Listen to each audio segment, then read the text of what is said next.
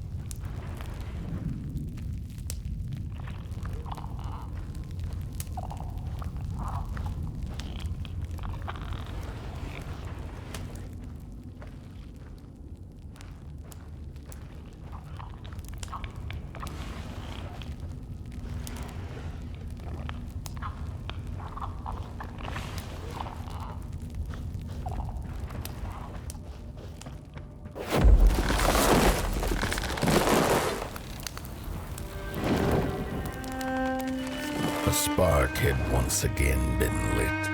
It was told that for the being who kept fire in their heart, all darkness would vanish. Nevertheless, this long night seemed endless and fraught with perils.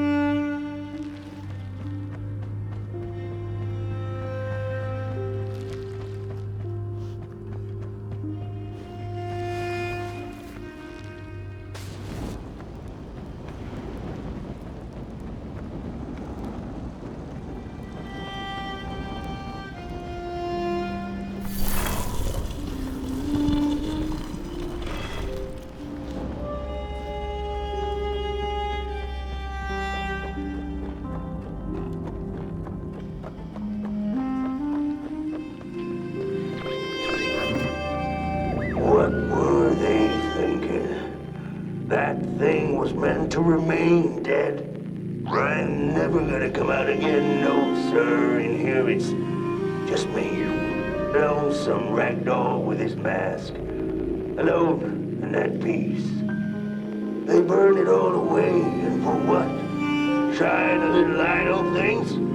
I can see just fine in the dark. In the dark, I can see everything clear as day. What were they thinking?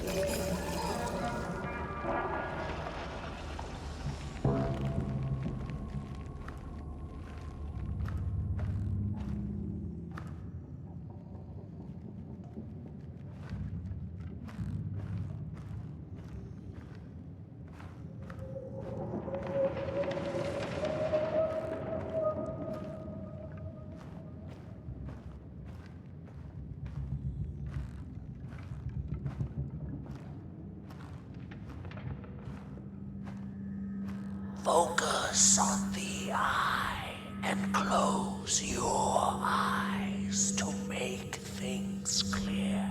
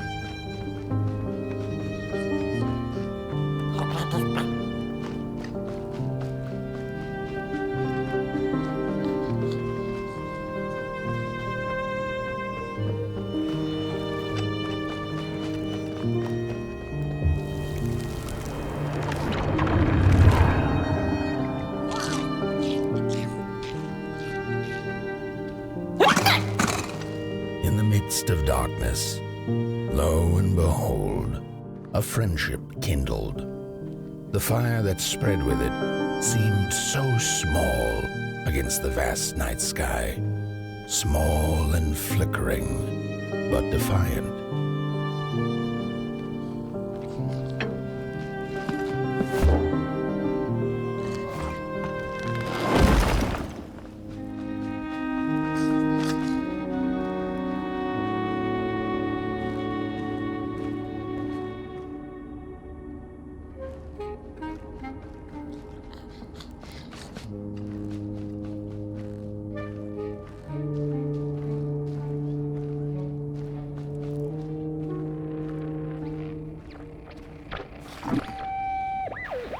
With wire, clay, and fire, the craftsmen built the foundations, followed by the trees and the rocks.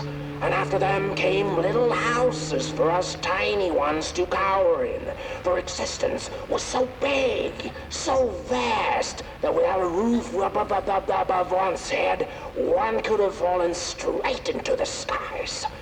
And yet, with all that stuff, they didn't know what to do with us. So I reckon that's why they built the Midnight Walk. For us to wander, for lack of reason.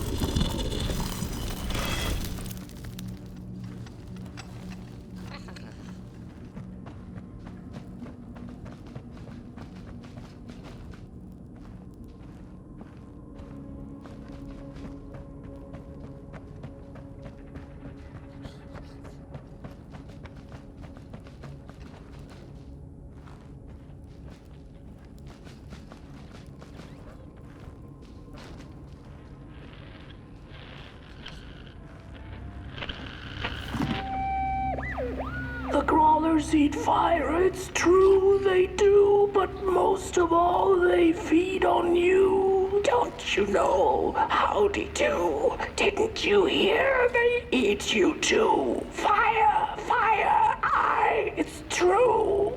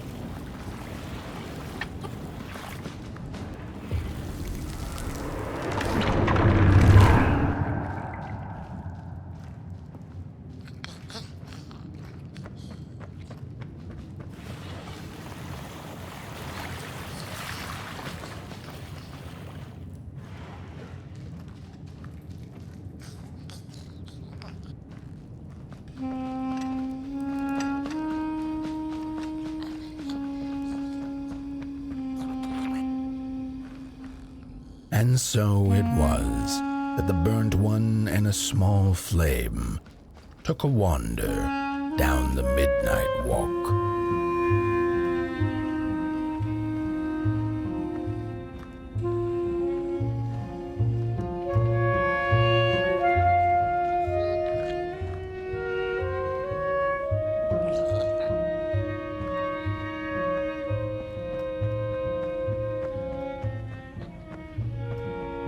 In the closing nights of this era, a wandering flame.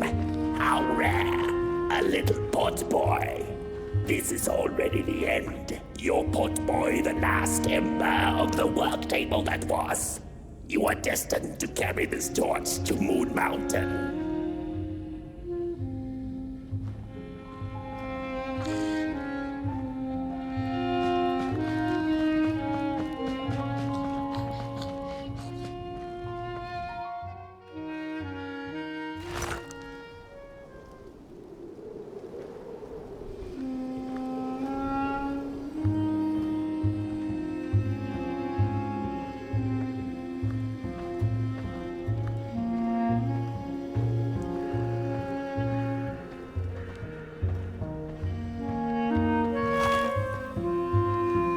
Whether they held or lacked reason, it didn't matter. When times were dark and winds blew cold, there wasn't much left to do, and it was quite enough to simply put one foot in front of the other.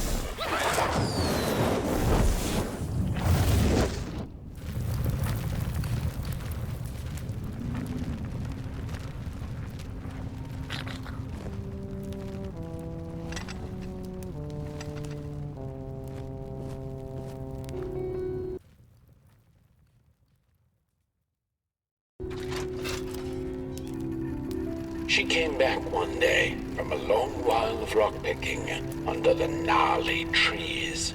Usually the Merkel had been fond of fall and the refreshing cool of winter, but this time it had been much too long for her taste. Even the sun seemed tired, and she had all the rocks she needed, so she decided to treat herself to a long nap.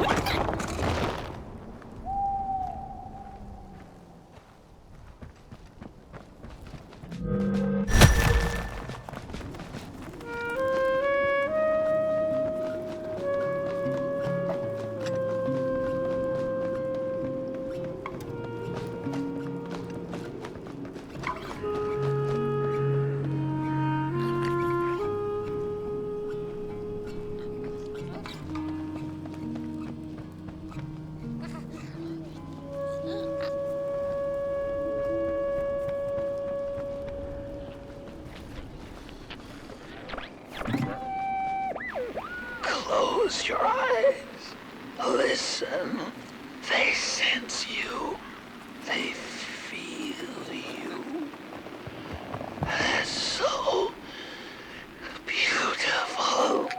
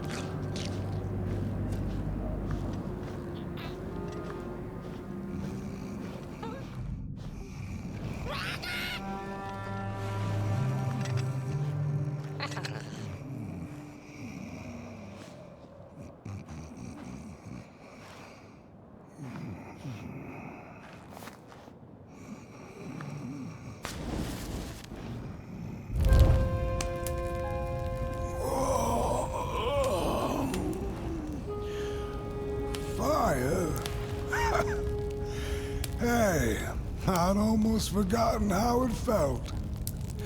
And salutations, burnt one. Fancy meeting one of your kind here. You're the caretaker of this little firecracker? I reckon you must be headed for Moon Mountain. Am I right? Well then, on one hand, it's just a matter of walking down the road. But then on the other, the Midnight Walk has a mind of its own, and a mind to teach its rider a thing or two to boot. So if you are intending to walk the walk, you better... Ah, how is he? Didn't see you there. So glad to see you back on the move. And as I told you, it ran away from its owners. It's been waiting for the right passerby ever since it ended up here. Well, Mac, don't let me keep y'all. See you down the Midnight Walk, and burnt one. Wherever you end up this long night, Keep that fire alive. It's really all that matters. Don't take my word for it. Just see for yourself. Some folks certainly know how to talk the talk. What you lack in talk, burnt one, I trust you make up for in walk.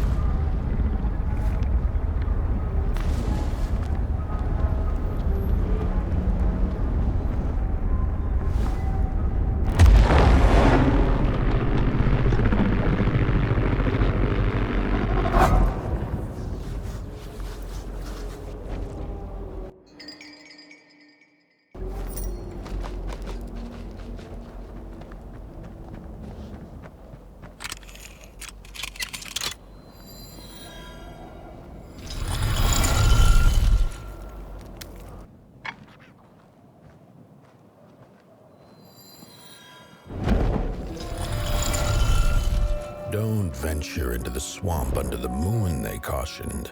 There, wild eyes watch, and itching teeth yearn for succulent heads like ours. Gone are the bodies of old, and they can no longer shield us from the terrors.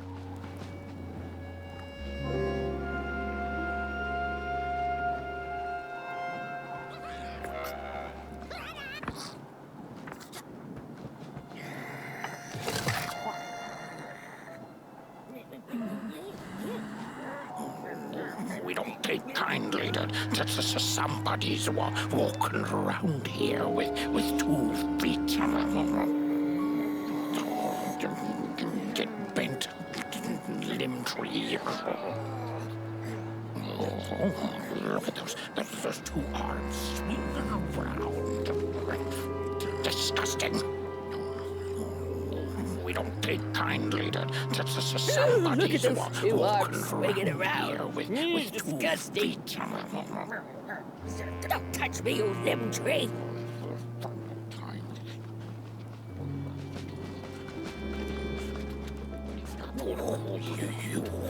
You get out of here. What are you looking at? What are you looking at? Heads up. Nope, nope, nope, nope.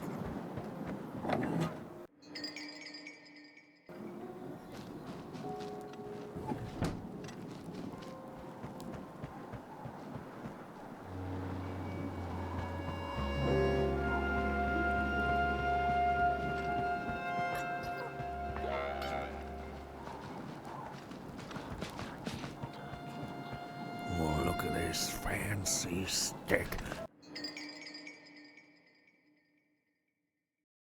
No, my stick! Give it back! No! Oh, my stick! My favorite stick! Oh.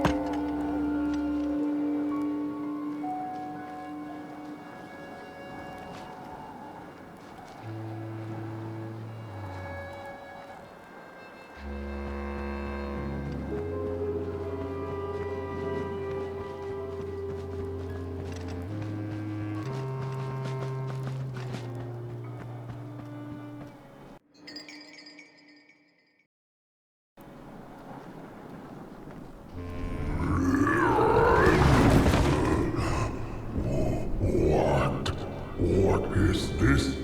A somebody approaches nobody will? Your wretched limbs an affront to nobodiness. Unless your fire can prove itself useful, there will be no passage for you, limb tree. Go away.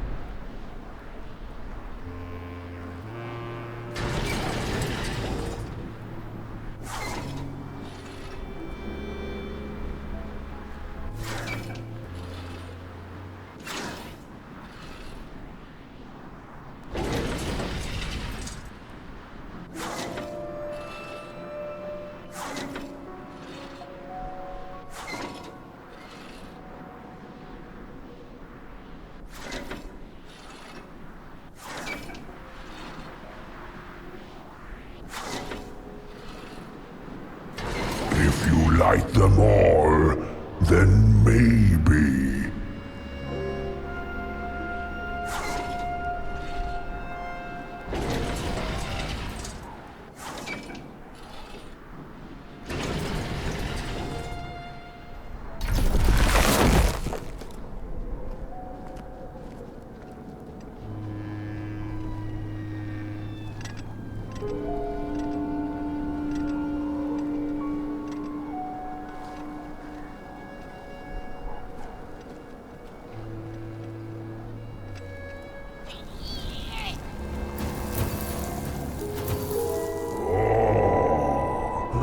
The candles have not been lit since before the great beheading.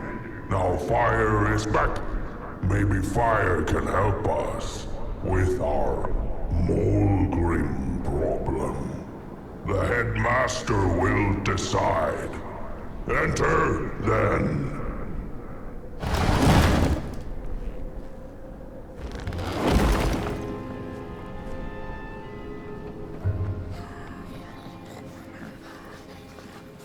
Do not make me regret my decision. The fire is dangerous, but so is the bitter cold that has taken hold over Nobodyville. Perhaps desperate times call for arms, legs, and fire.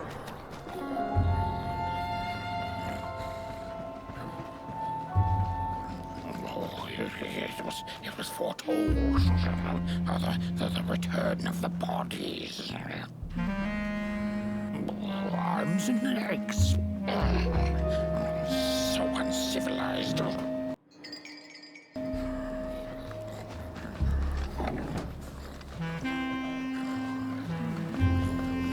We don't take kindly to somebody's walking around here with 2 feet. Oh, look at those 2 arms swinging around. Disgusting. Heads up.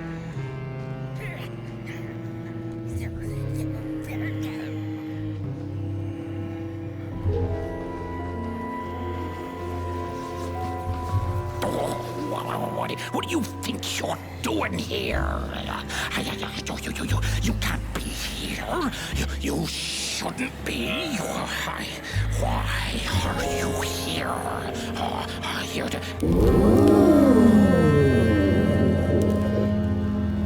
True fire. We nobodies haven't been graced by its warmth since the bodies were banished. They used fire for war. Yes. Now once more, the somebody disturbs our peace and sets fire on things with its tiny fire devil. You must leave at once. Leave or face our...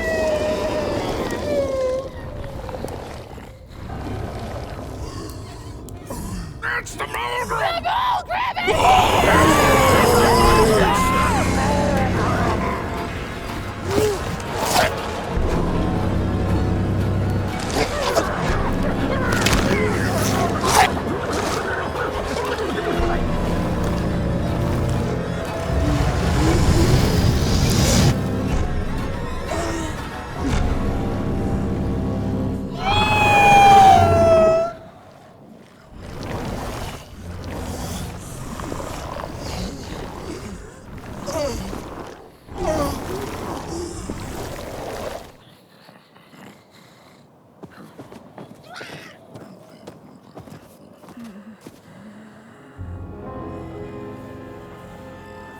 I guess I'm the headmaster now.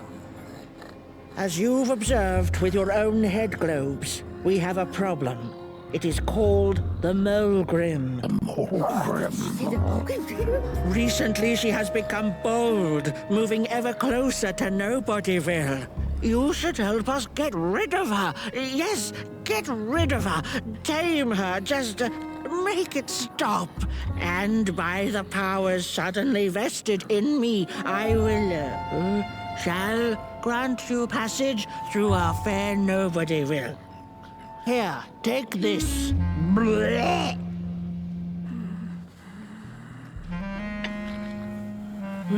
Now, go do the quest. Meet the problem head on. Tame the Mulgrim, and we will... I shall graciously let you pass through Nobodyville.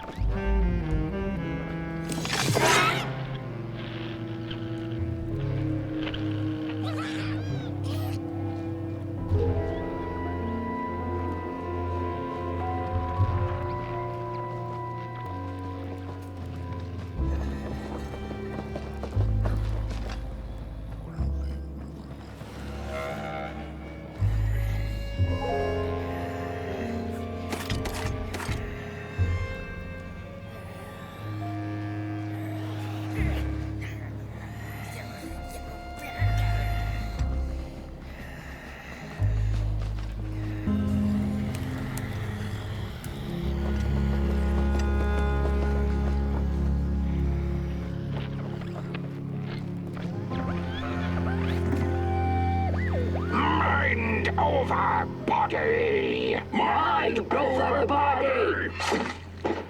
Mind over body. Mind over body. Mind over body. Mind over body.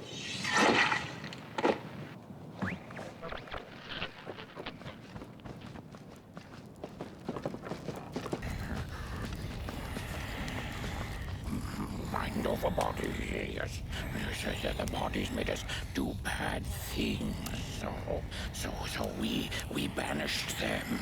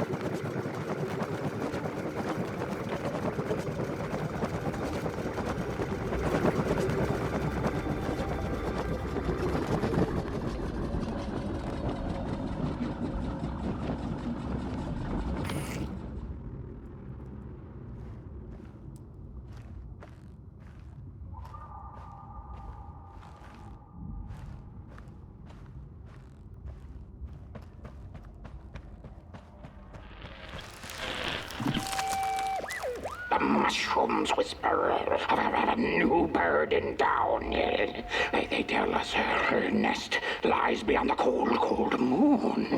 And she came here to witness tragedies. She feeds on these tales you see, sucking their fire dry like marrow from a bone. Her eyes are on us now. Like a vulture she waits, knowing that we somebodies are about to tear each other apart.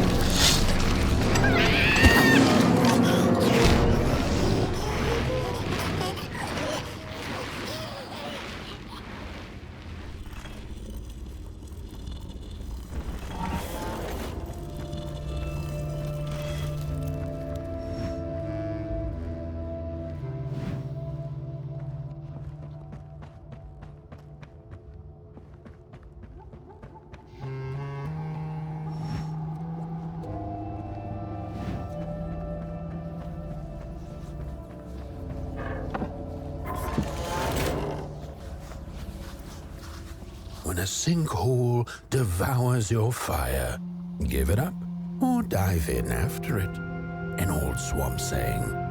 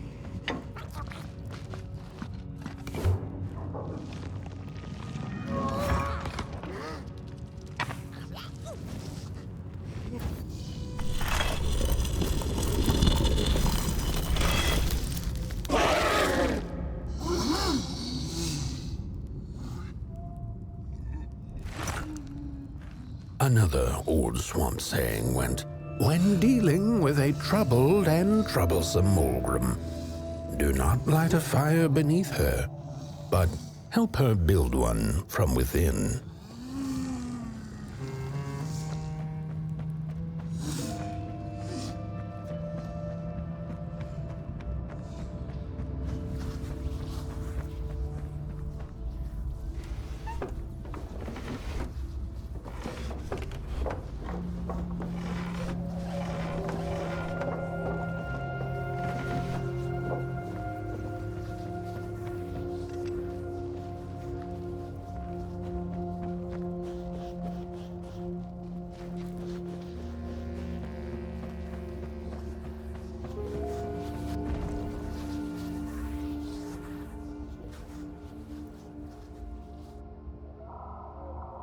Oh, my neck hearkens the anguished howls of the Mulgrim, and the bitter patter of feet.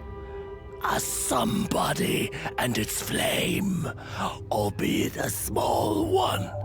'Tis enough, perhaps.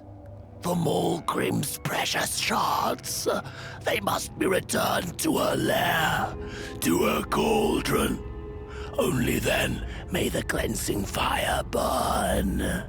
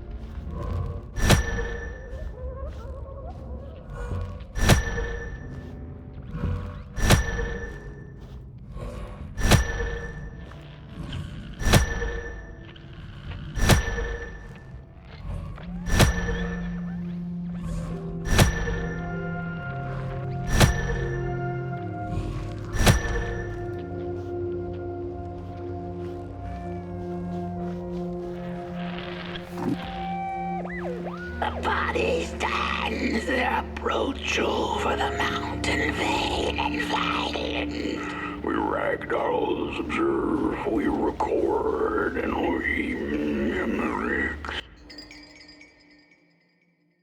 Their faces wear masks, they do not know what is already yearning hides behind.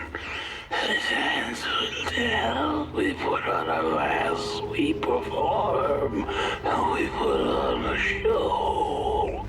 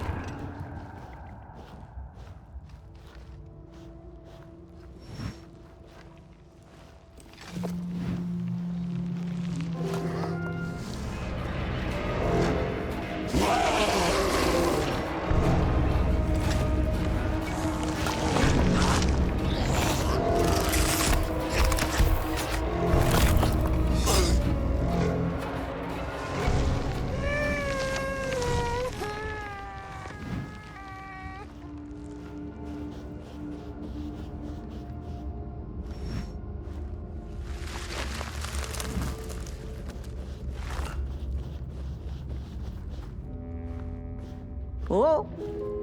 Ah, don't eat me! Well, if you're not gonna gobble me up, then can you maybe take me away from here? Please? Somewhere closer to Nobodyville and away from here.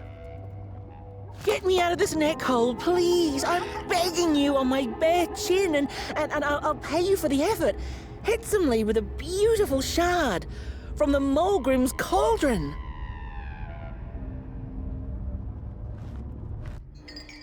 Take me back to Nobodyville, please. I can't take this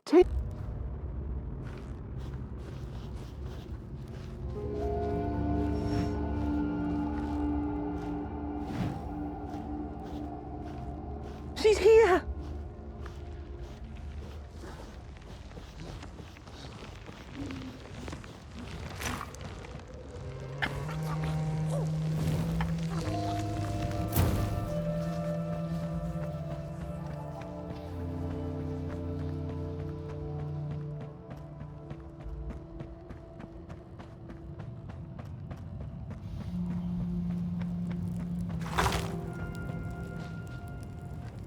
Watch out!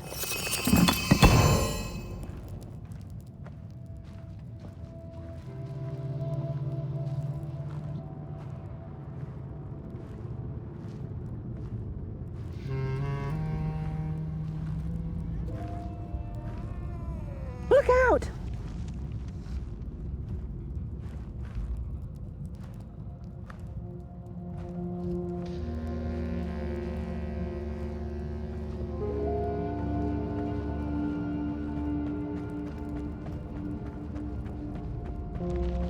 She's here!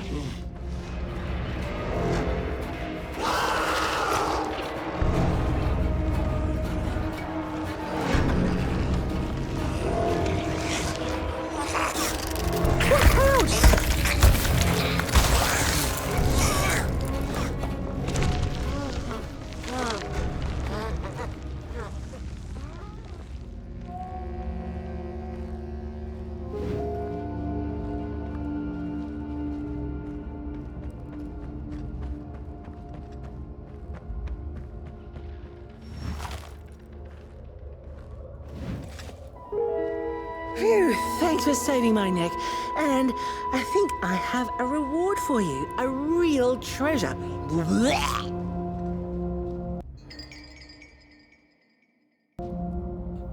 There you go. One of the 3 missing shards from the Mulgrim's cauldron. Yeah, I stole it. Oh, I thought I could maybe buy me some kind of ticket away from, well, everything. Start anew, you know? A good head on a pair of healthy, strong shoulders. Eyes on the horizon. Gosh, the horizon. Do you know I haven't seen it once since I lost my body? I really do miss my body. It's a real shame when you think about it, you know? The things that we do to ourselves, to one another. What we did to her, kind. All in the name of some sort of control. It doesn't make sense. Anyway, I guess I'm sad. Sad and sorry.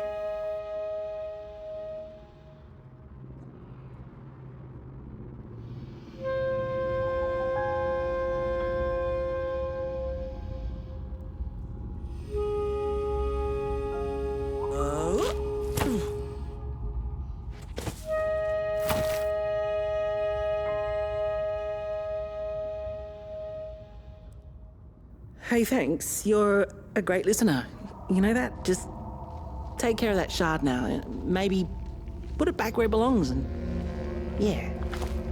Goodbye.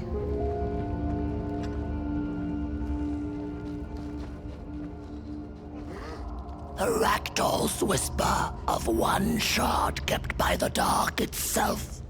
Another was stolen by the greedy moonbird up in the hilltops. The last one, perhaps the cowardly head knows. The heads betrayed us bodies, but not before we had betrayed ourselves. Fire in fist. The shards of fire. It's easy to lose one's head when everything you love is either gone, broken, or dead.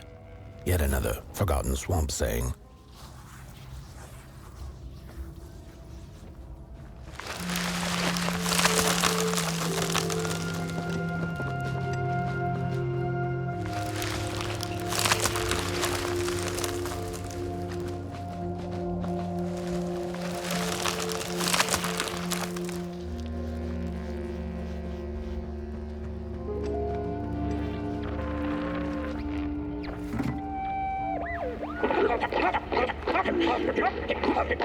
Hands up!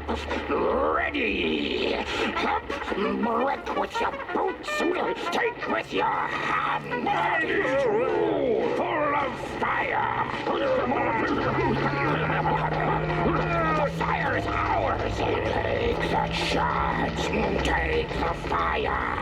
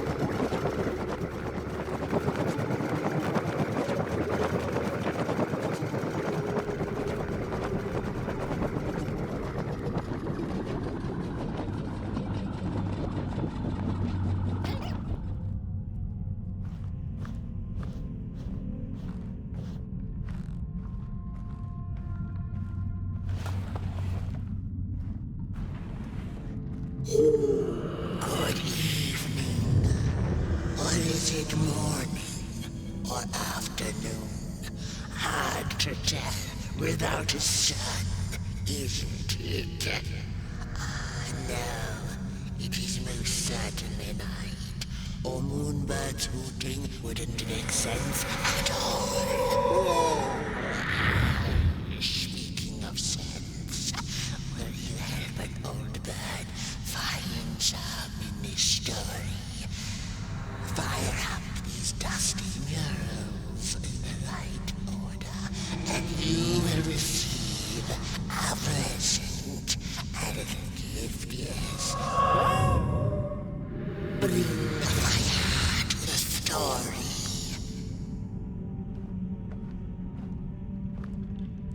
The battle ended with a great, gruesome beheading. Once upon a time, the Mulgrims lived in peace. And as the heads roll, the time of the Mulgrim begins anew.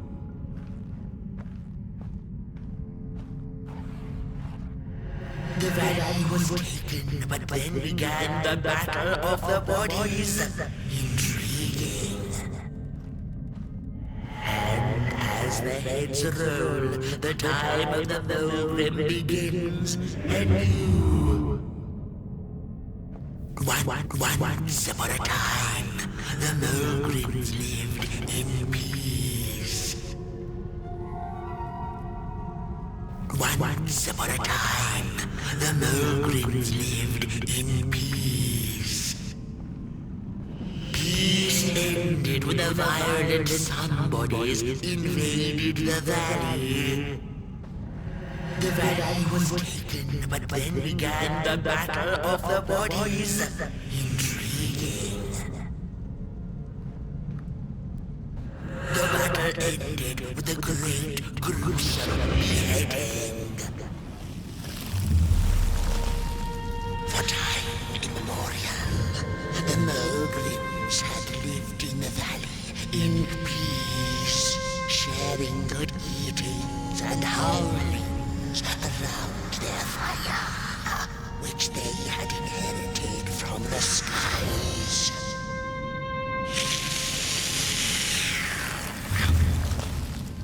Then one terrible night came the violent somebodies. They hunted the Mulgrims for sport and took their fire for themselves.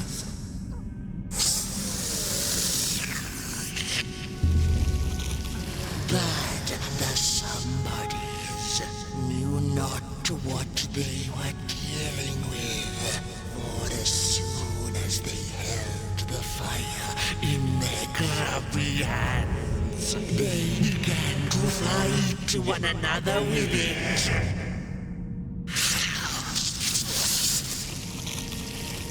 To save themselves from themselves, the cunning heads turned on their bodies and organized a great building.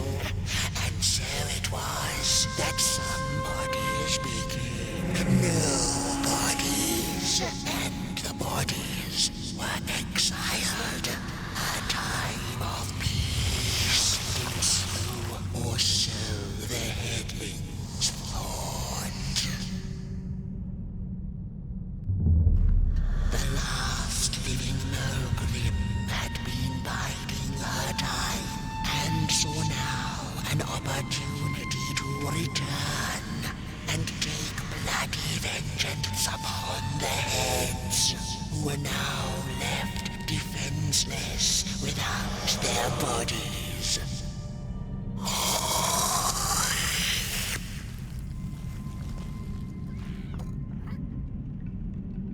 The time of the Mulgrim begins anew. A storied meal indeed. Moonbird thanks you for feeding her and proudly upholds the promise. A gift. A shard from the Mulgrim's own cauldron. It looked so shiny in the moonlight. Moonbird simply had to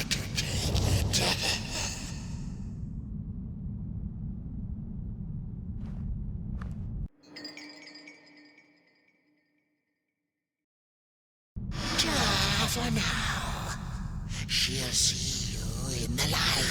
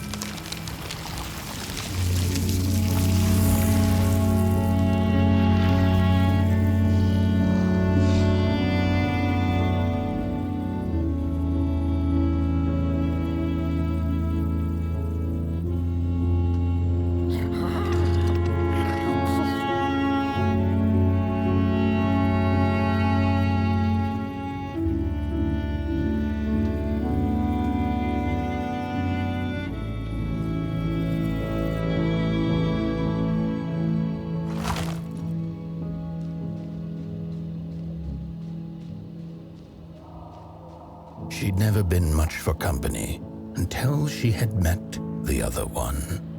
He had shimmering scales, an appetite for life, and carried a faint scent of rotting leaves she found irresistible. Oh, how they used to laugh at the distant stars, bitterly, together.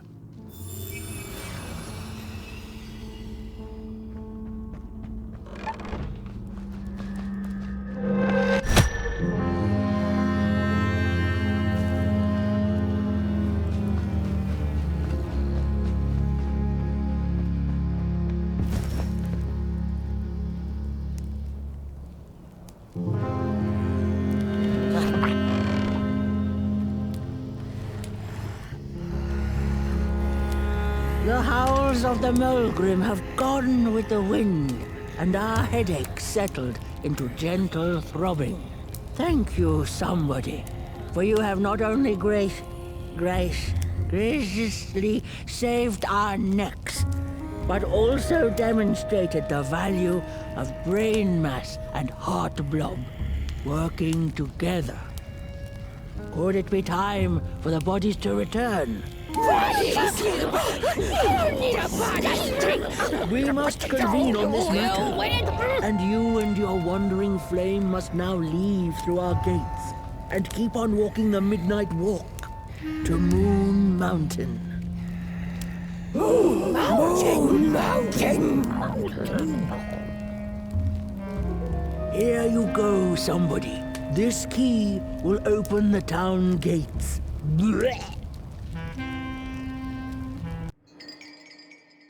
The mountain once again beckons, and the call is answered. Fare thee well, and take good care of your flame. The dark itself is hungry.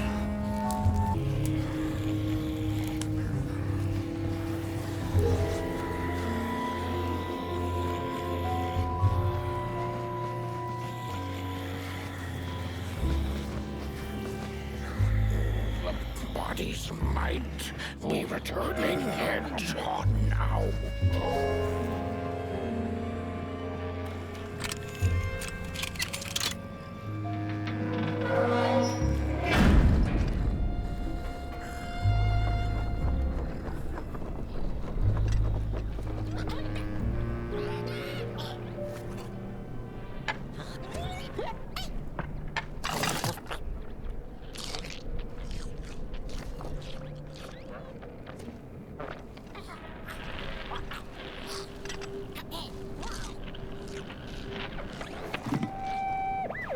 I've had enough.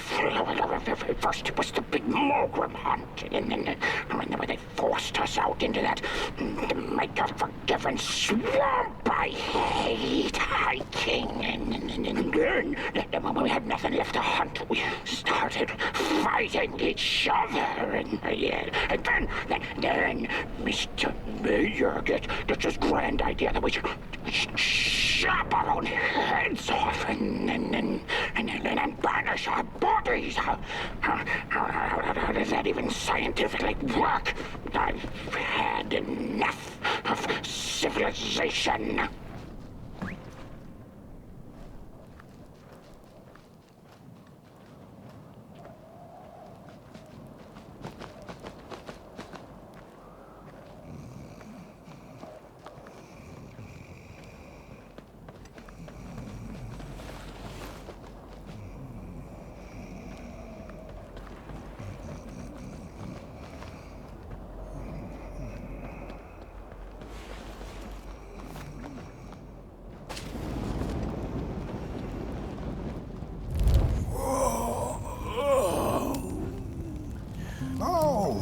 Back from a little swamp detour, huh?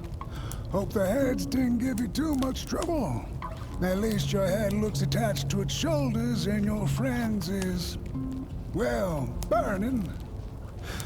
So do not despair. Should you once again lose your way along the midnight walk, you're probably meant to. The body can be a terrible master, but a wonderful servant.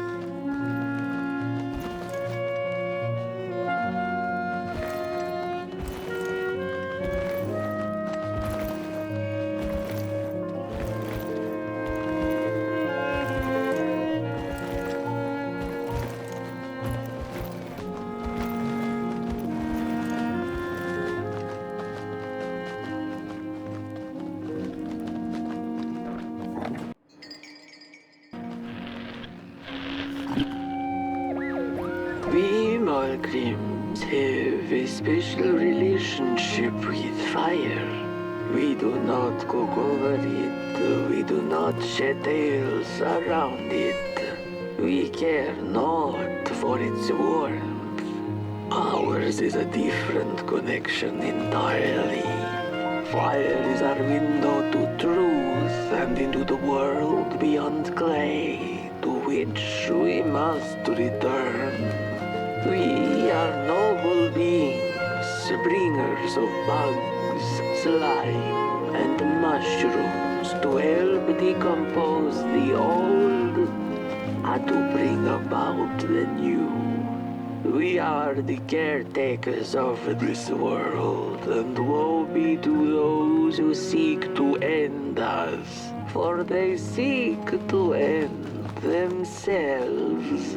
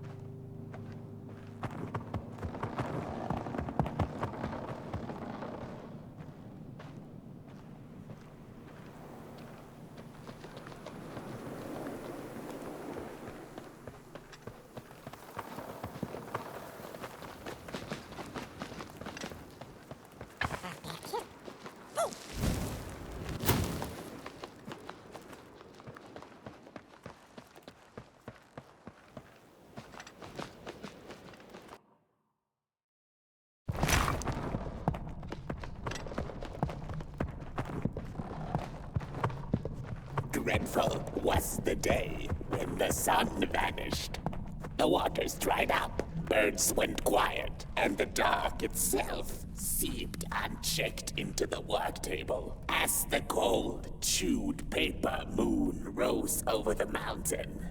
The night that followed would be long as the midnight walk. The burnt one was there. You do not remember, but you feel it, don't you? You are reborn when need arises. This night, what boy needs you? And Moon Mountain.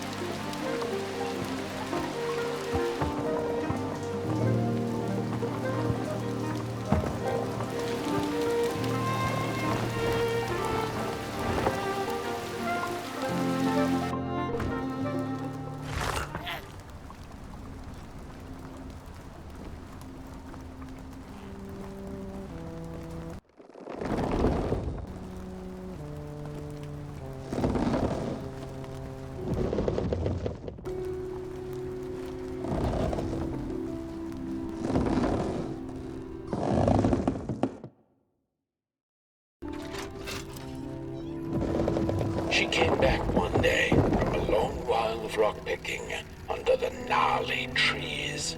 Usually the Merkel had been fond of fall and the refreshing cool of winter, but this time it had been much too long for her taste. Even the sun seemed tired, and she had all the rocks she needed, so she decided to treat herself.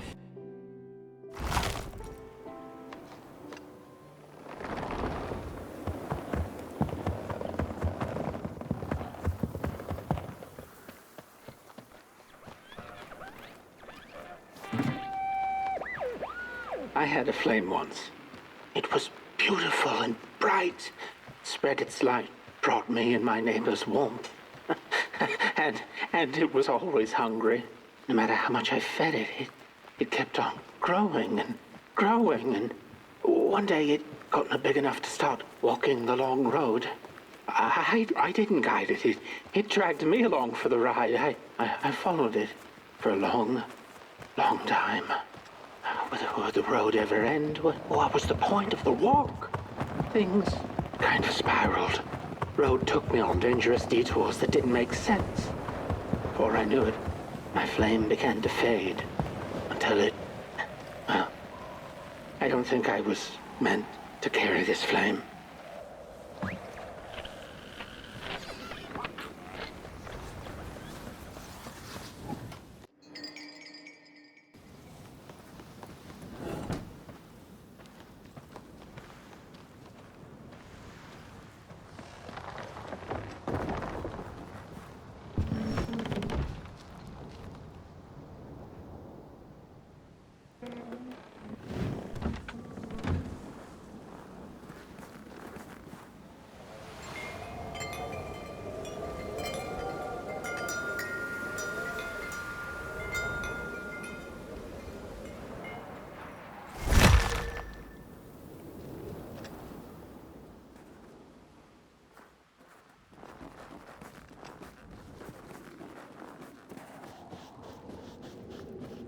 There once was a freezing cat who was looking for shelter when she came across a dark cave.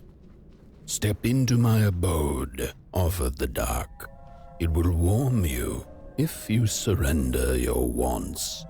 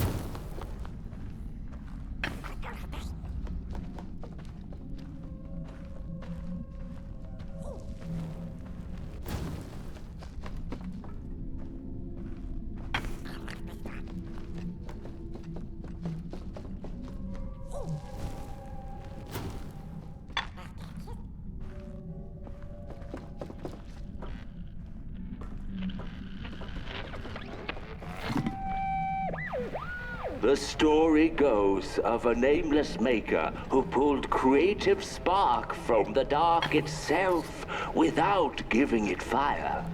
With his dark source, he managed to create swaths of land in no time. The dark itself waited for a gift of fire, but the maker just kept on taking. Too busy building his crooked fences and watchtowers, kept his fire locked away in his chest. One day, he decided to create the first people to inhabit and appreciate his creation. It was then that the dark corrupted the maker's clay, guided his greedy hands into creating not people, but the first of the fire-eating crawlers. And they crawled into this world absolutely starving.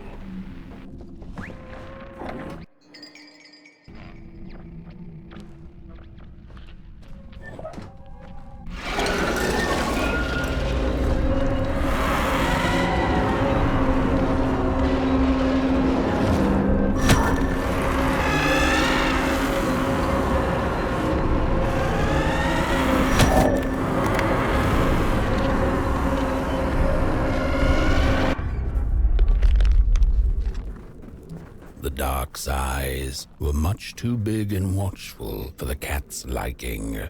She went on to find warmth somewhere else.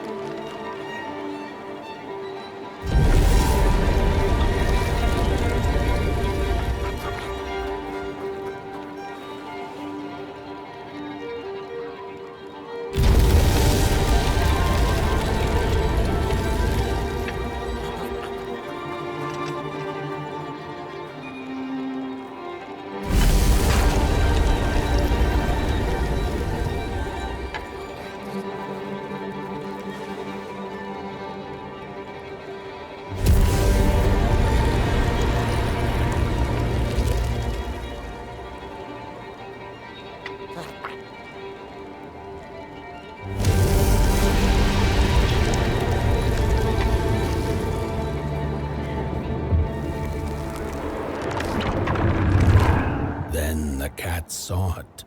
Rooftops piercing the sky. Approaching the town, she was greeted by a crone. "Come, kitty, kitty, you must be tired. Sit in my lap." Share your soft fur, and I shall warm you for a spell.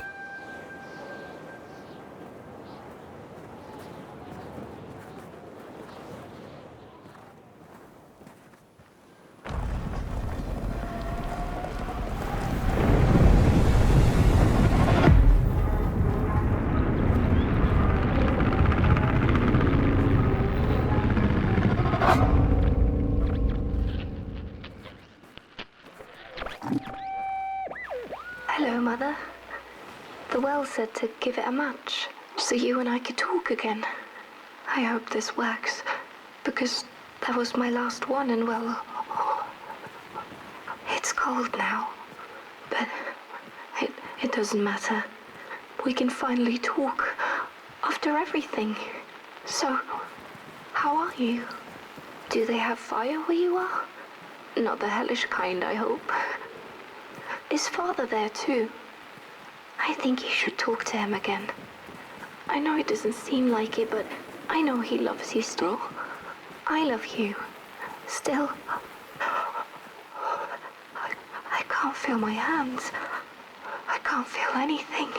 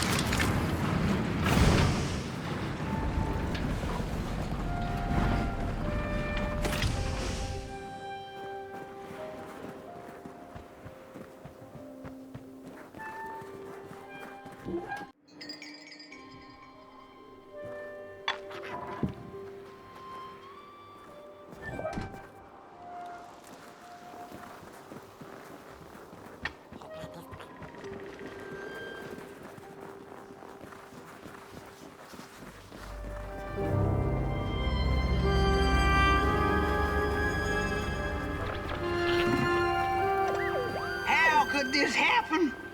Whoever did this? Oh, the flame warms the righteous, but the wicked who love destruction, the flame burns with a passion. Holy warm the furnace! Feed the thief to the furnace! Feed the thief to the furnace! Coalhaven is doomed! On the wicked the flame shall rain fiery coals and burning sulfur. A scorching wind shall be their lot. Come forth, thief, and confess your hideous crime!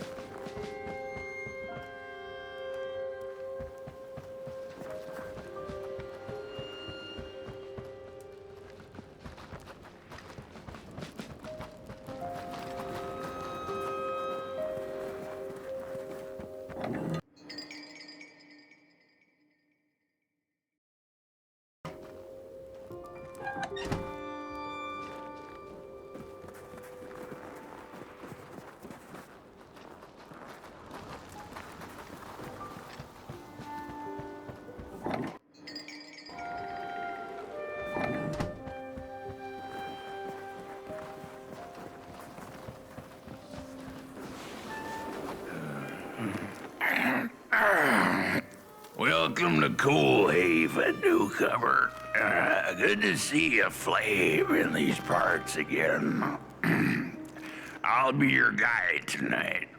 This furnace here used to run on coal and fire, don't you know?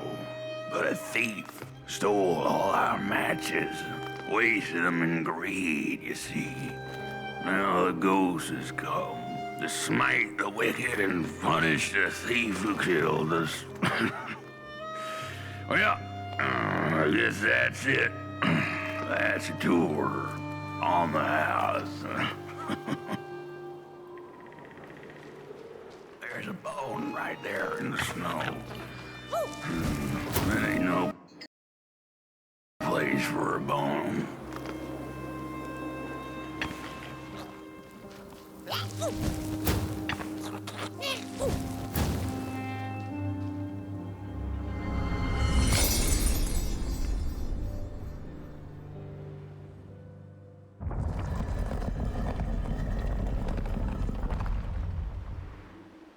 Oh, do you feel that?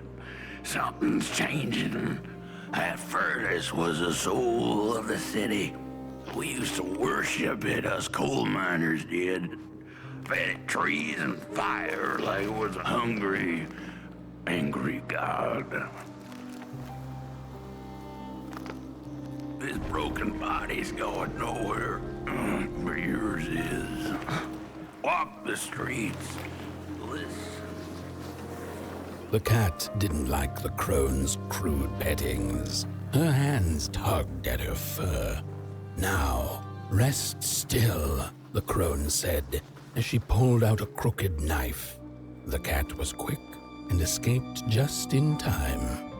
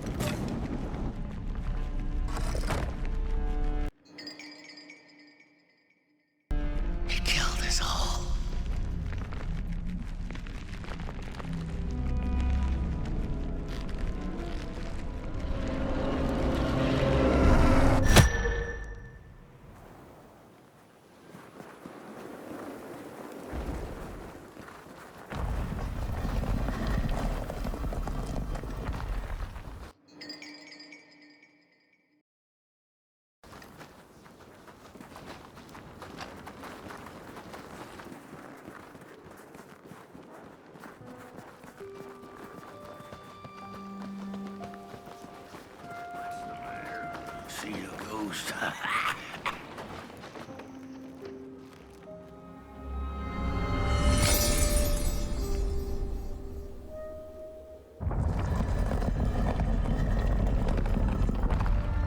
The thief loved the stars. Would have plucked them out of the sky if it were possible.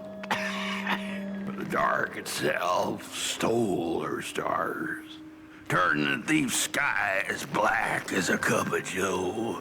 And so the thief began to steal matches and lit them, hundreds of them, like little stars of her own. The crooked path to the house on the hill lies. Wherever she sought warmth, it had a price. The miners needed the cat to get rid of the rats, and the vicar wanted her protection from bad luck. Bony hands reached out from all around her, trying to grab her. The burnt matches leap, brothers and sisters. Hunt down the thief. The matches. Follow the burnt matches. Follow the matches.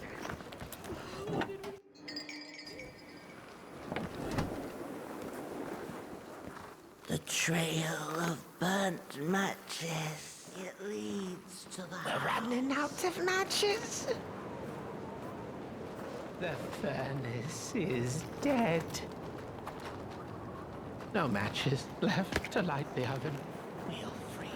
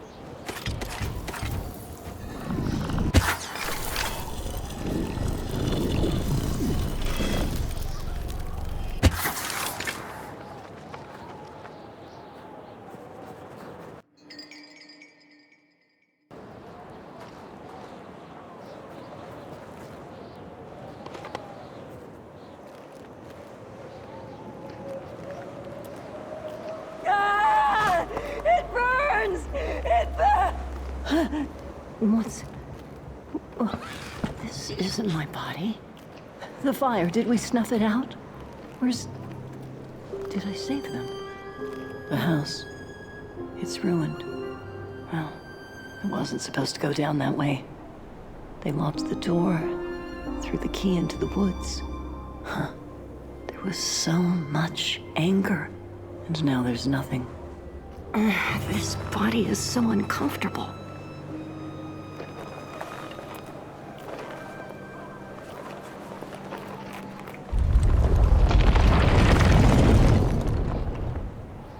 While I was in the black, I had a dream. There was a monster.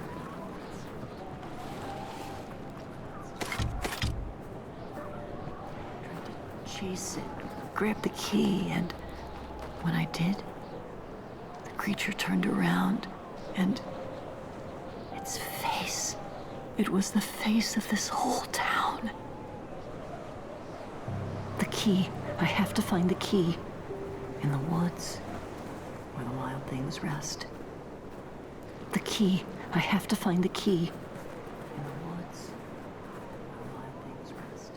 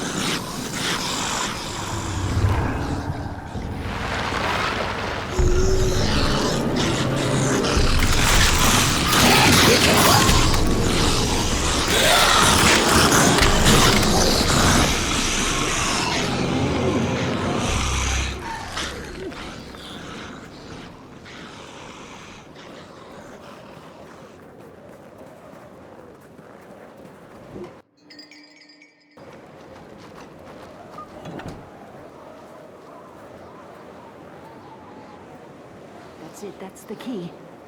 Unlock the door. Please. I want to see my home again.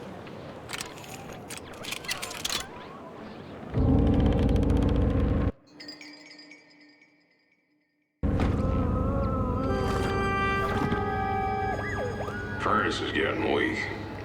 Council says we're running out of matches. We'll have to harvest more trees then. I don't like it. Losing the forest like this. Not like we have a choice. Mom, Dad! Oh, girl, you startled me. They're coming here. The cat felt as if the walls around her were growing taller, the alleyways narrowing. Turning a corner, she bumped into a girl sitting in the snow. In her bony little hands, a lit match. "What do you think of my star?" the girl asked. "Isn't it pretty?"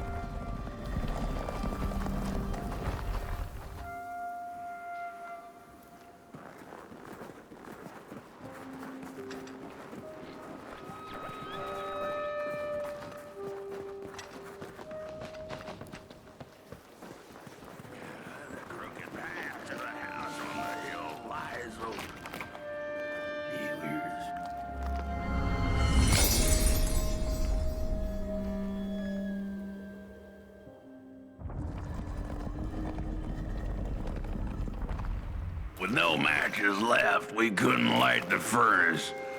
And the thief paid a terrible price for her burning greed.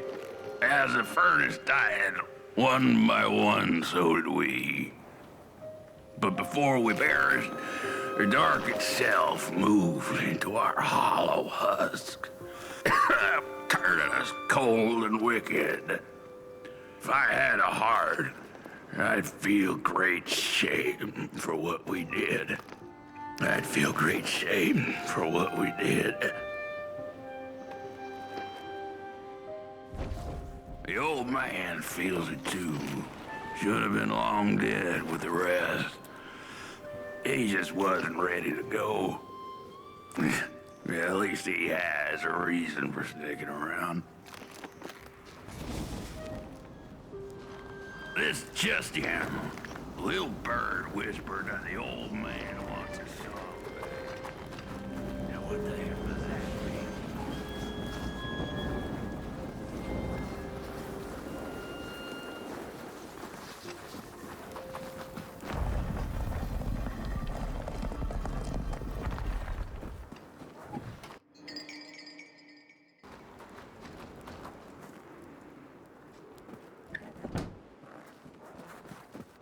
We killed the thief.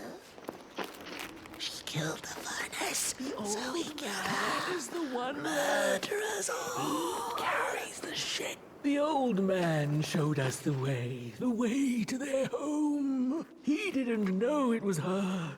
Otherwise, he'd kept it secret. No rest for us after what we did. I know the thief was to blame, but she was just a child. The anger kept us warm, but only for a spell. Now there's nothing left but cold, sharp guilt. What have I done? What did we do? Shame. I thought we'd just punished her. Shame. The furnace died, so we had nothing left but justice. Sweet justice.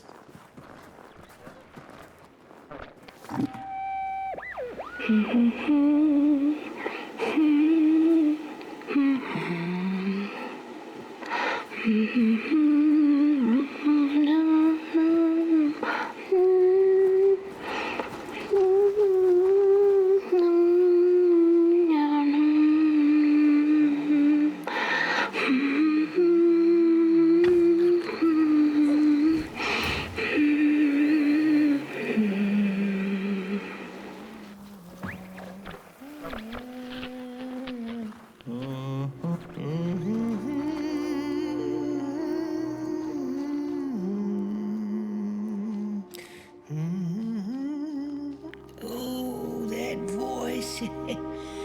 What I wouldn't give to hear her sing again. Those sweet, sweet tunes like fallen leaves of the trees that were. Such a waste. Such a shame. I wish I could hear her sing again. Just once. Just once. Oh, I know she stole from us. I know what she did to our town. But she could sing. This town's not much without fire, no. But it's even less without song. If I could just hear that lullaby one last time, I know I'd be able to move on.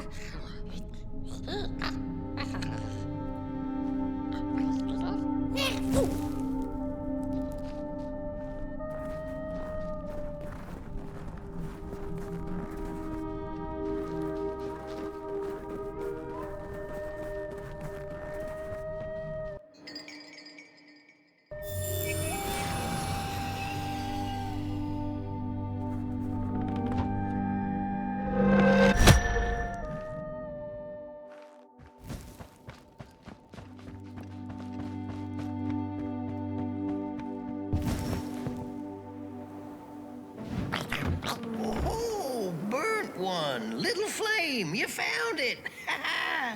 Does it still keep our song? Fire will tell.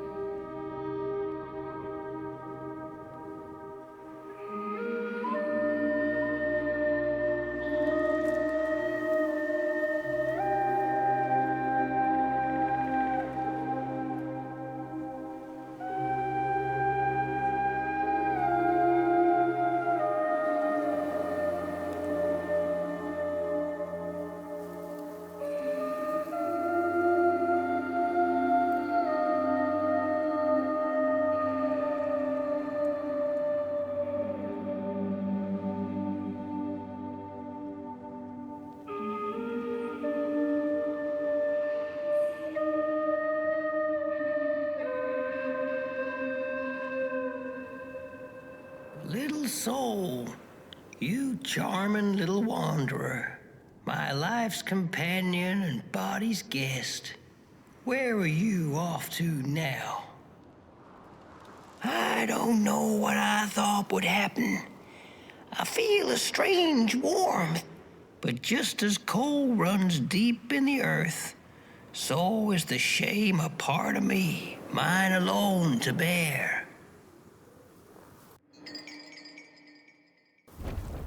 Burnt one, small flame. I am grateful, but I will not surrender my loneliness so quickly. I needed to ferment me, season my soul. Please, leave me. Leave me. The girl offered her burning match, her last star, but the cat could tell she needed it all for herself. Grateful for her unconditional kindness, the cat left her to her ghosts. Carries a cold even is ugly and vengeful, a grave matter indeed.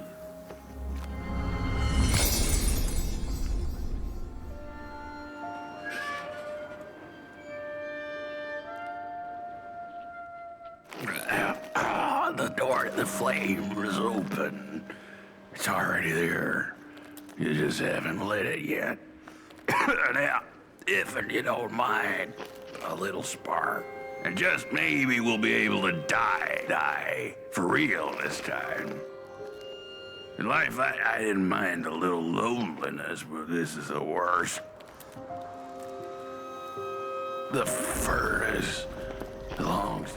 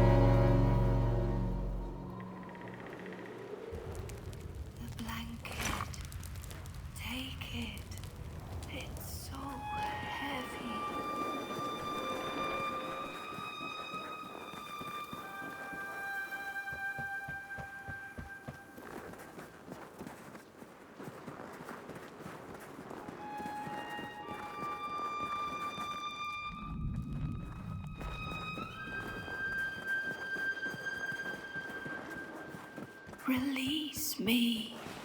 Remove the shroud. Light the match. the match. Light it, please.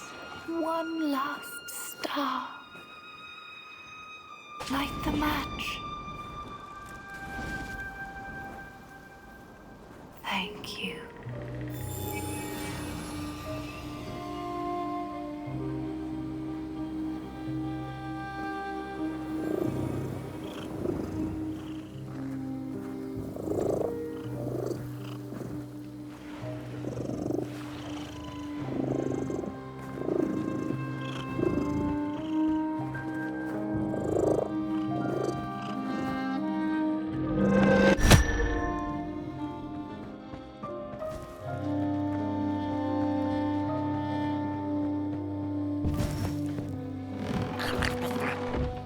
The cat finally settled in front of a giant burning furnace. In its bright flames, she could glimpse a dark future. This did not matter to her, for now she was eternally warm and at peace.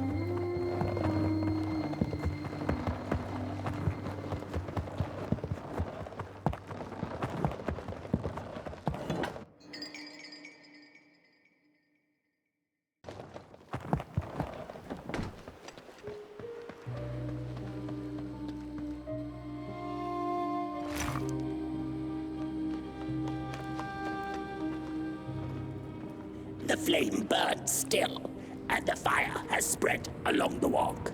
The cold takes its toll, and Potboy's flame flickers. But it is still enough for the climb to Moon Mountain, to light the final fire. The road always leads to Moon Mountain.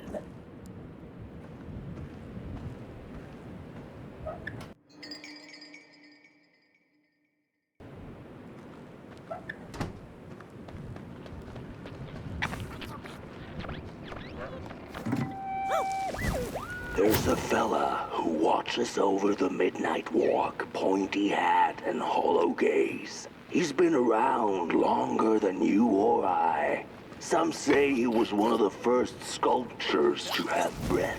Some say he's not from around here, but from another maker's work table entirely. Some say he's seen what lies beyond Moon Mountain. But I just think he's lost like the rest of us. And he's waiting for the right one to come along. Waiting for something that'll give him that eureka for his song.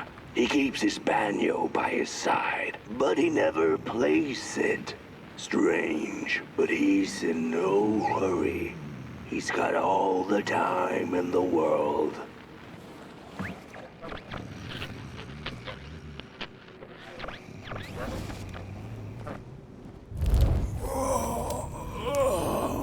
Hey, my. The bird one and its flame approaches. The road's been long, hasn't it? And it just keeps on going, don't it? Why don't you rest here for a spell? Change is in the air.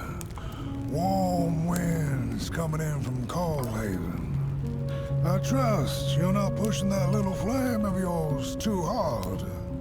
He is mighty, no question about it. But between you and me, he still has a ways to go until Moon Mountain. Ah, heck, it ain't my place to tell you how to tend your flame. I'm sure you'll be fine. You'll be just fine. Ah, to feel at home wherever you walk. How's it? What a friend to have on the road, huh? Now, there's an open door invitation, if I've ever seen one. Go on in, then. Get some rest. Go on in, then. Get some rest. I'll keep watch. Go on in, then. Get some rest. I'll keep watch.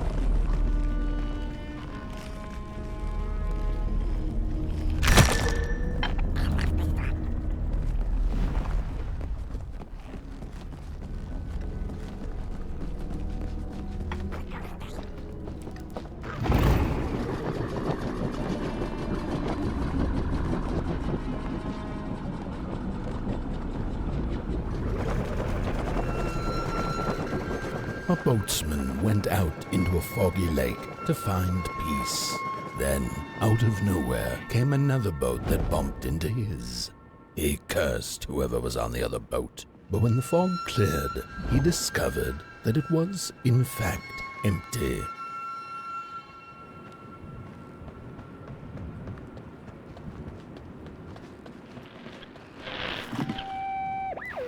The sarcophagi are molds, rebirthing the bodies of the burnt one. Failure after failure, they keep coming back. They lie dormant, and then they awake at an appropriate time, during times of dark, to perform a task. The taskmaster unknown, doom spelled on the flip side of a coin. Little dolls in a dollhouse made of matches.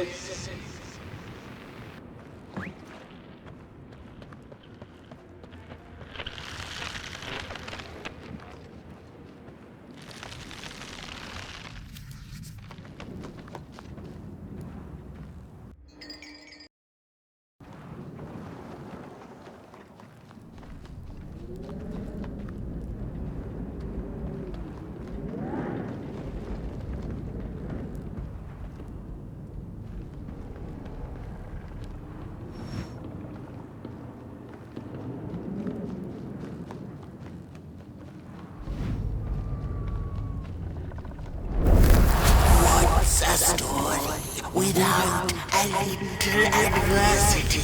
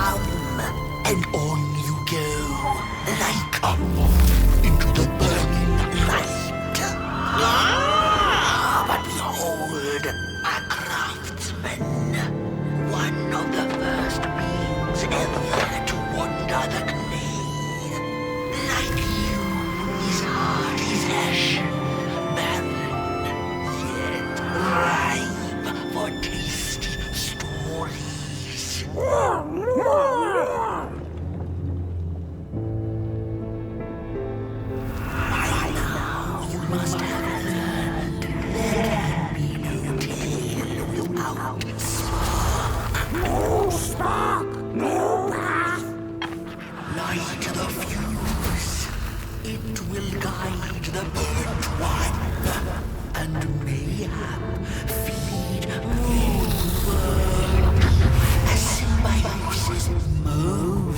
unreasonable. Do you agree?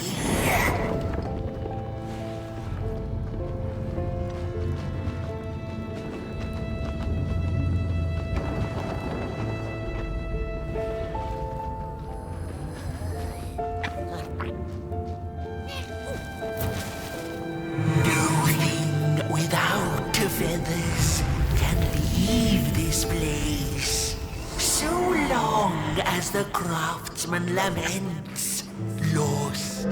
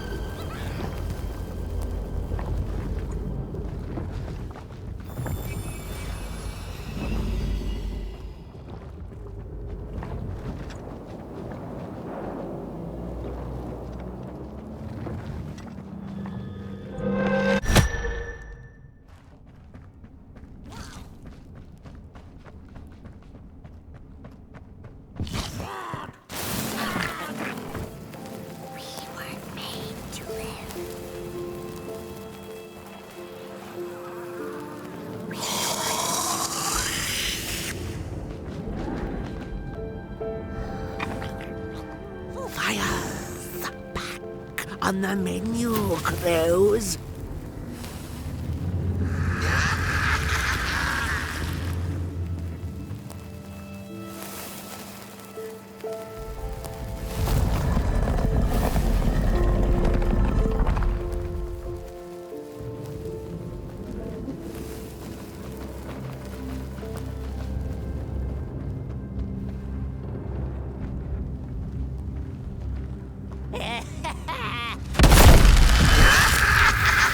See you, not to crawl closer, moonbird.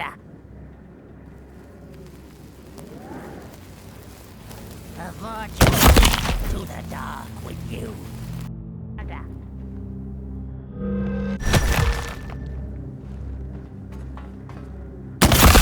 Meet your craftsman.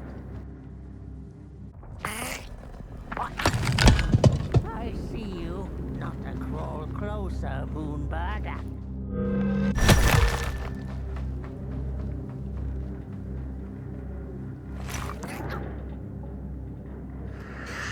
The moving pictures are not for you.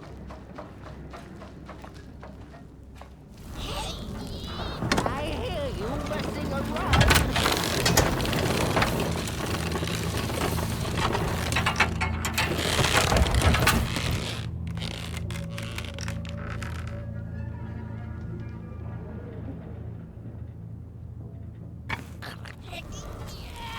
What are you tinkering with?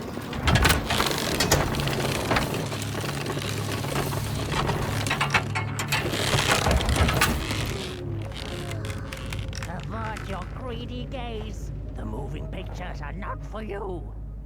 No spark, no path.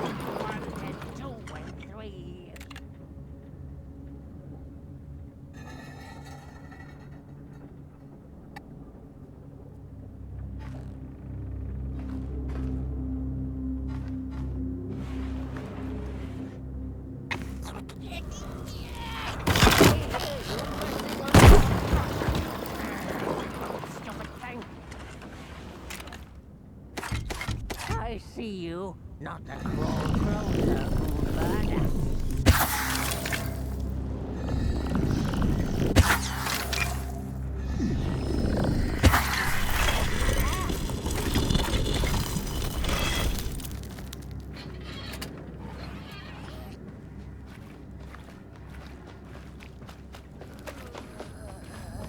Birds of the dark everywhere.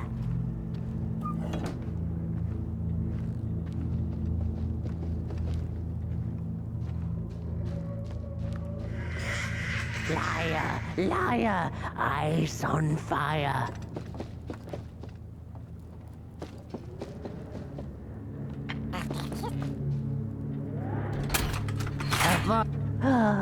The pictures. They're moving again. Forbidden. It is forbidden. It is forbidden. Hush, no talking in the theater, fools.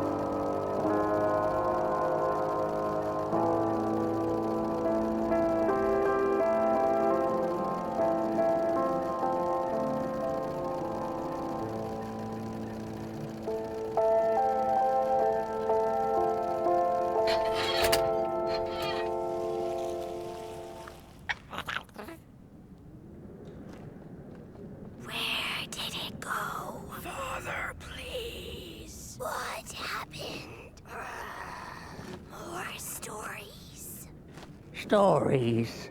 How I cherish them. Real as clay, as palpable as the midnight air. They're all we have left once the dark has taken the last campfire from us. The projectors tell a story of failure. The craftsman projects it onto his creations. He keeps building, building without love for his craft. He needs to see it. Well, yours might not be a movie I would watch, but a story is a story.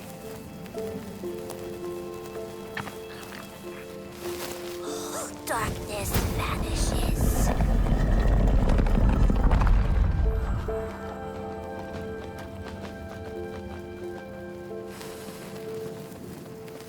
The potter, stuck in the sinking clay in which he had dug so greedily, spoke his final verse. Here was I born, and here I lived. My refuge was the clay, and now the clay has played me false in a most grievous way.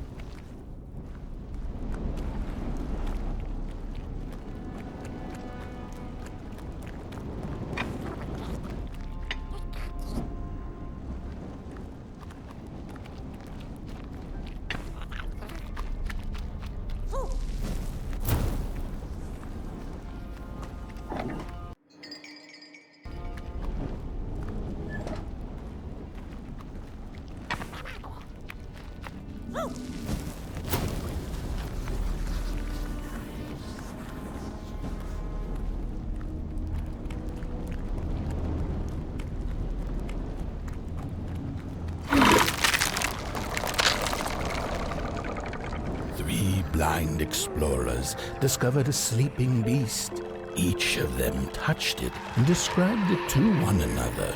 "Its skin is coarse," said one. "No, its ears are big," exclaimed another.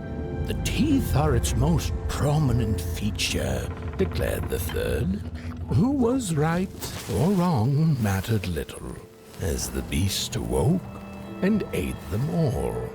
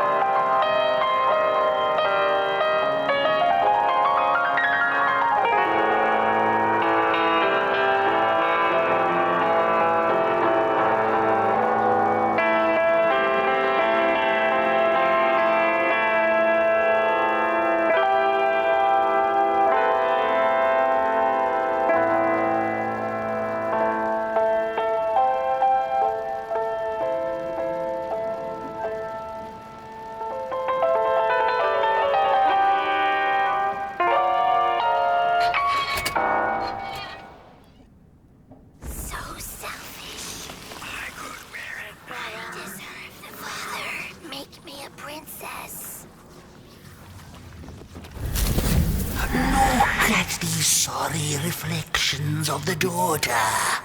None of them will ever dance, ever feel the warmth of their maker's heart. They can never be enough.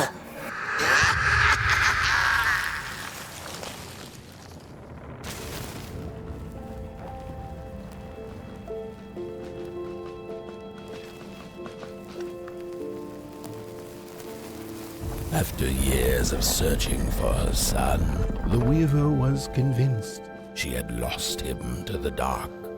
One night, there came a knock upon the door. "It's your son," said a voice. "Please let me in." Thinking this was some cruel spirit come to mock her grief, she remained silent until her son gave up and left, never to return again. Their eyes so big, their smiles so hungry.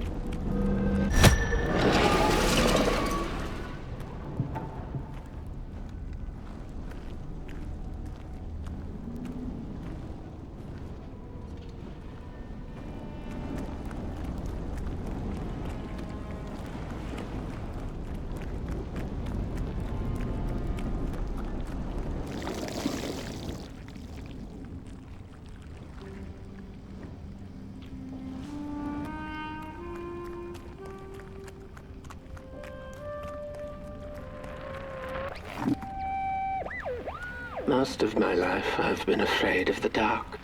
When I was little, my childminder got annoyed with me and tossed me into a wardrobe as punishment. She let me sit there, alone, and I sat perfectly still so that no closet monsters would notice me. It was the longest, most terrible 15 minutes. Many years later, I don't know what happened, but now I love sitting alone in the dark. I get into the wardrobe, close the doors, and I sit perfectly still. It's like a void, empty, but not cold, where nothing exists and everything is possible.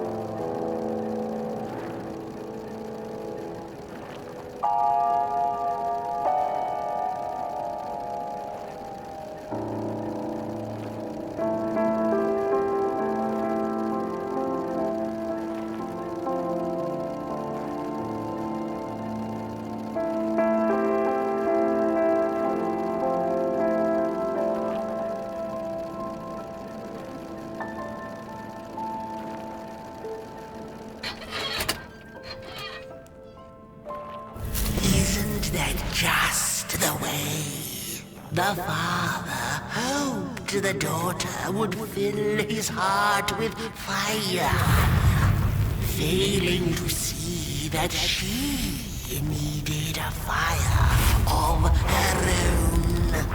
His princess danced away, and he stayed behind, cemented in his ancient tomb.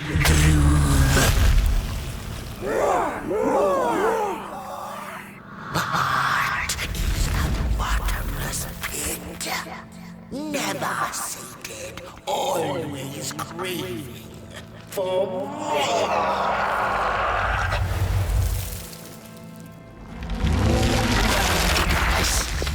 Enough. Keep on walking the midnight walking. Don't run all the way to your infernal doom. She will be there to gobble up the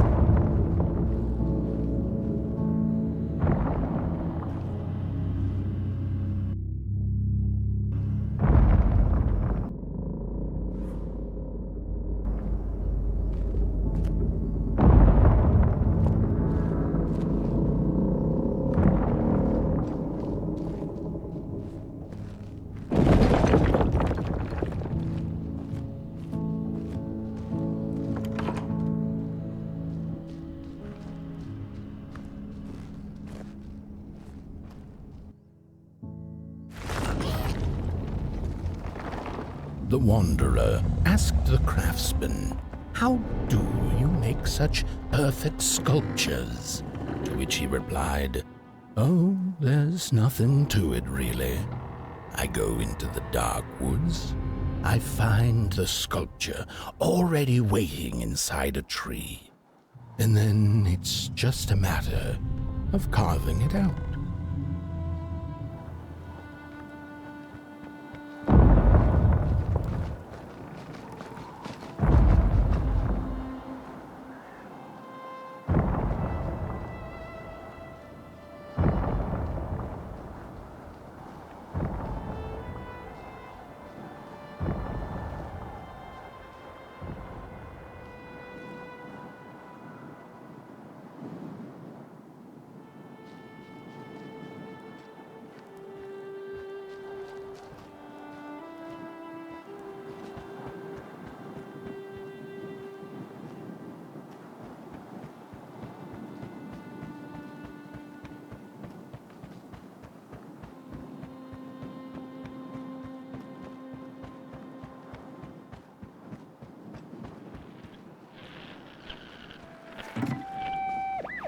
When I was a child, I exchanged letters with a monster in the woods.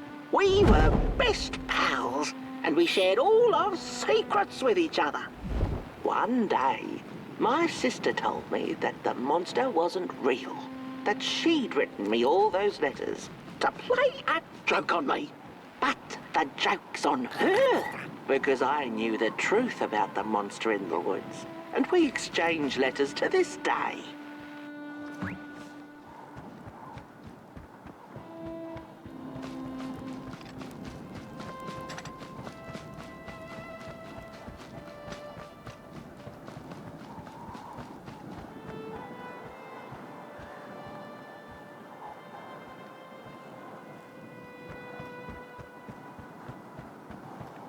Hark!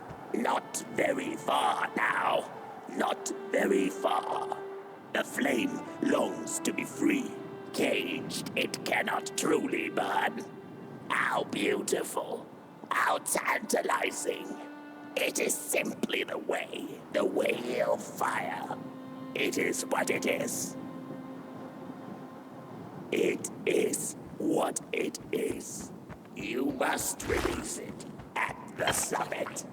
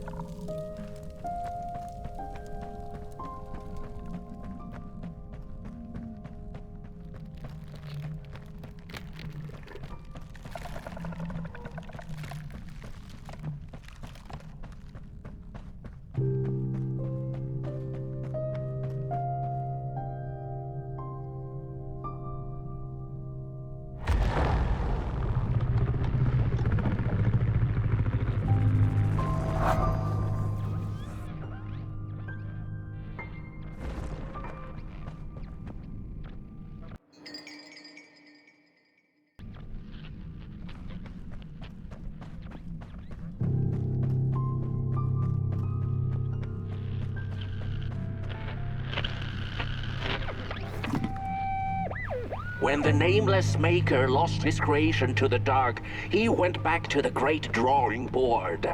In his desperation to regain control, he made an attempt to sculpt the face of the dark itself, something he thought he'd glimpsed in his nightmares. But the face wormed itself out of his mind's eye, and instead his twisted sculptures came alive, grinning and many-legged. Thus, the grinners escaped and seeped into this world as a reminder to the maker that there is always something to smile about, even when things don't go the way you hoped.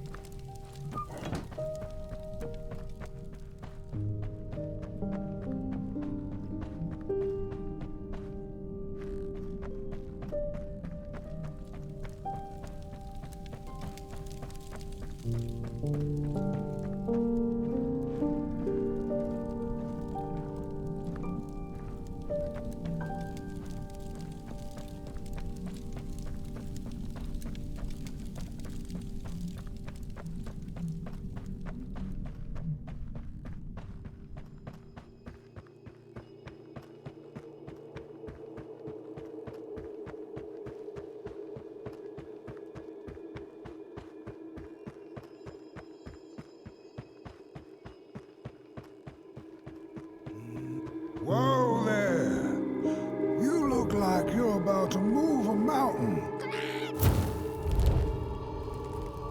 That's what I get for trying to get in the way of a flame and its destination. Let him walk his walk. Ain't nothing gonna stop him now, looks like. Fare thee well now, burnt one. You're going to Moon Mountain, and that walk is for you alone. You have a tough decision ahead of you to make, just like the ones who came before. But they're all long gone. In the end, all there's left to follow is your own heart.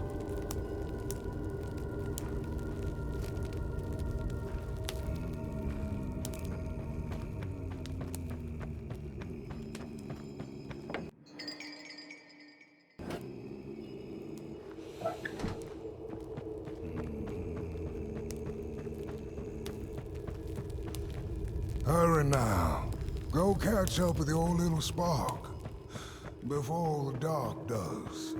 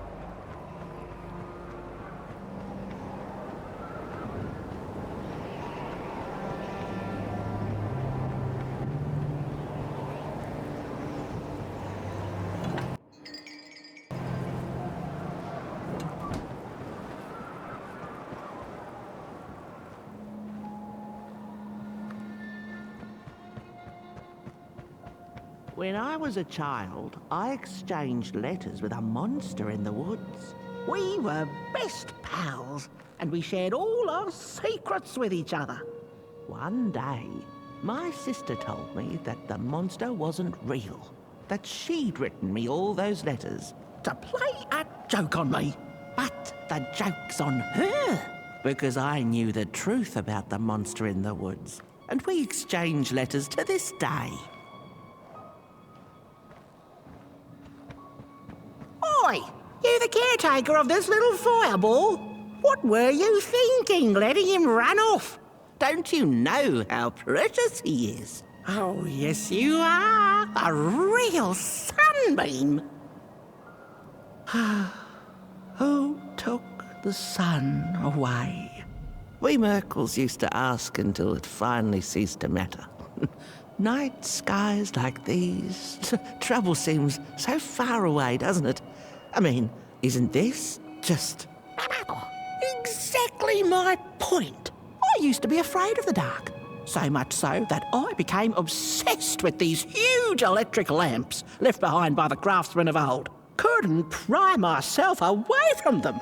I'd sleep outdoors and under their blinding radiance. One day, I woke up to the noise of quivering planks and nails.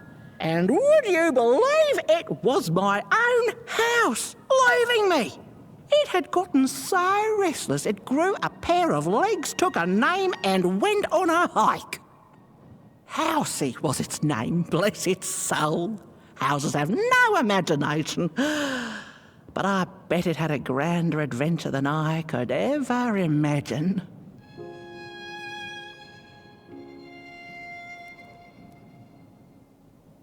This little flame is your home, burnt one. Keep him nurtured and safe, and you'll always find yourself in the right place. Through the rain, in the dark, and over Moon Mountain. Look at those stars burning like so many candle lights.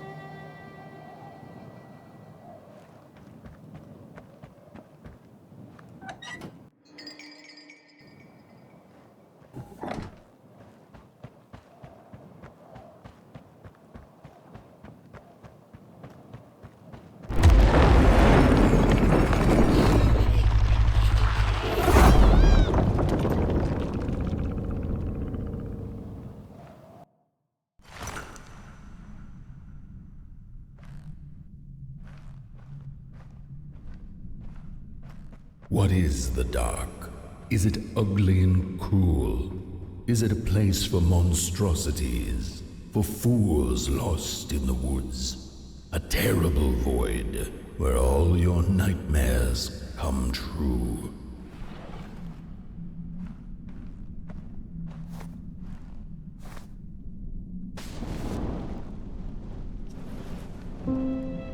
The dark could be a friend, perhaps a space where we might find each other, all of us equal under its cloak.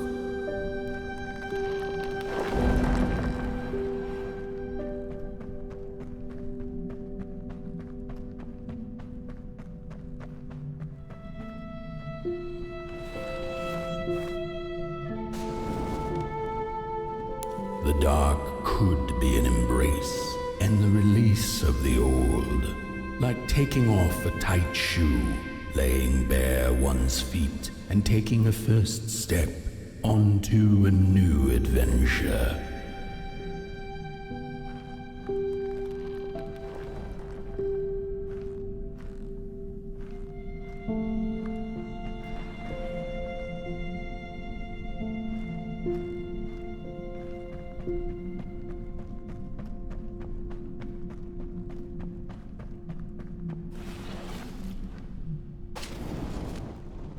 The dark could be a moment of clarity and calm, a break through icy clouds and the shameful stories we tell ourselves that fetter us to the clay and mud.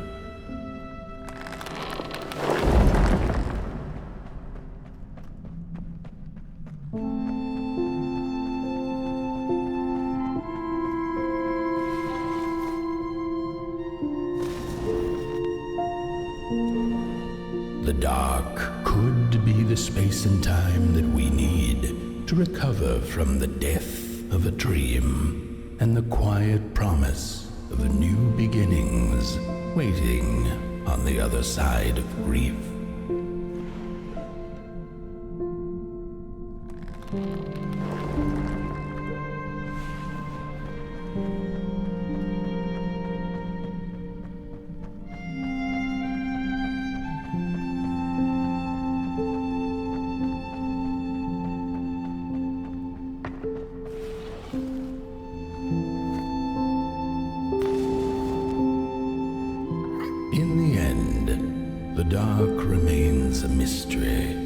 Its secrets locked away behind the stars. But one can rest assured that it is always there, watching, patiently waiting for us to enter it, with fire in our hearts and with eyes wide open.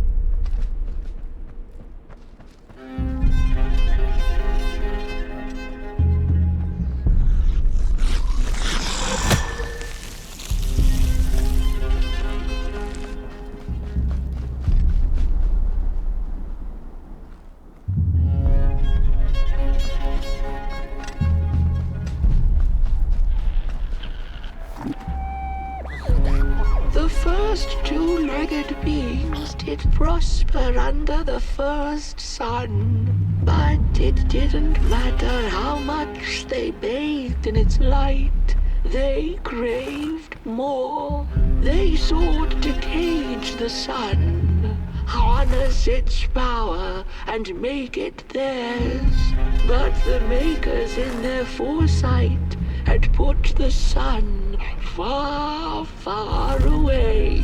So far that no creature could reach it. That's why, in their desperation, the two-legged ones began to collect matches, lighting them like minuscule suns of their own. But there are only so many matches in this world. And one day they'll run out, and they shall once again look to the sun.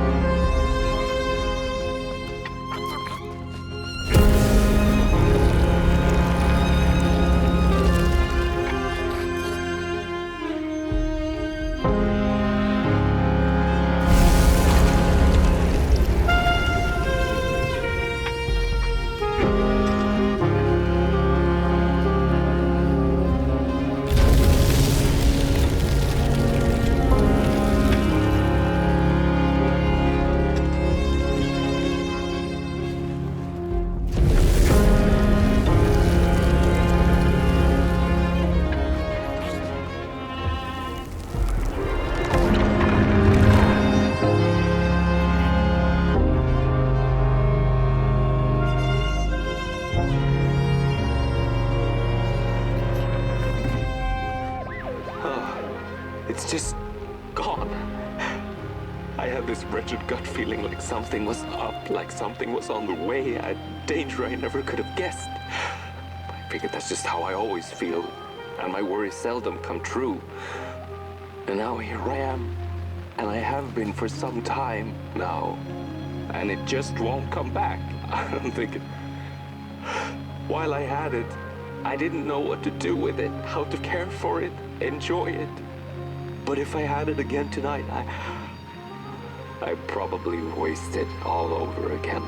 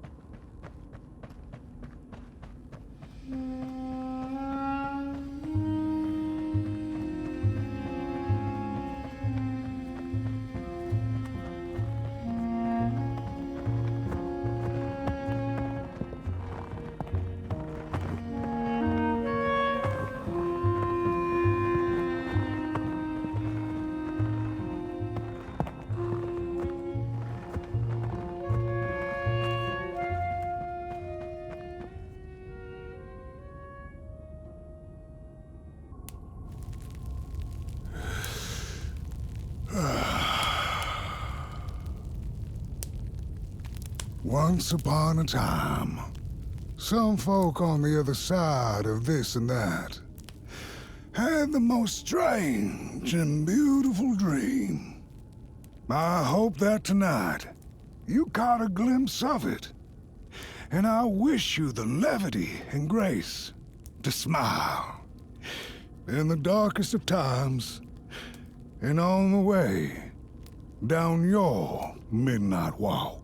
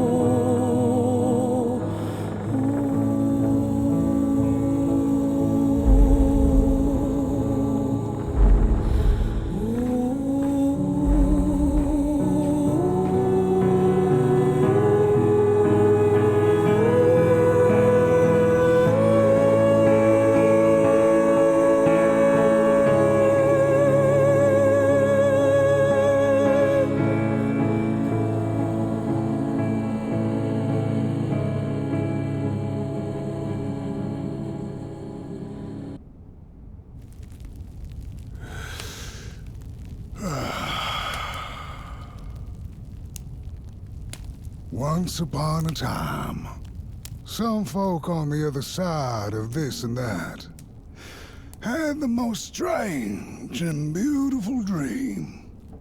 I hope that tonight you caught a glimpse of it, and I wish you the levity and grace to smile in the darkest of times and on the way down your midnight walk.